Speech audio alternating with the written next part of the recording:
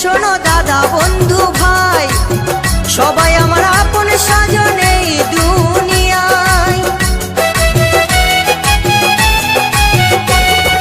জিদাস বলছে শোনো দাদা বন্ধু ভাই, সবাই আমার আপন স্বজন এই দুনিয়ায়। দিন ফুরালে যাব চলে, দিন ফুরালে যাব চলে, জানি না কবে কোথায়।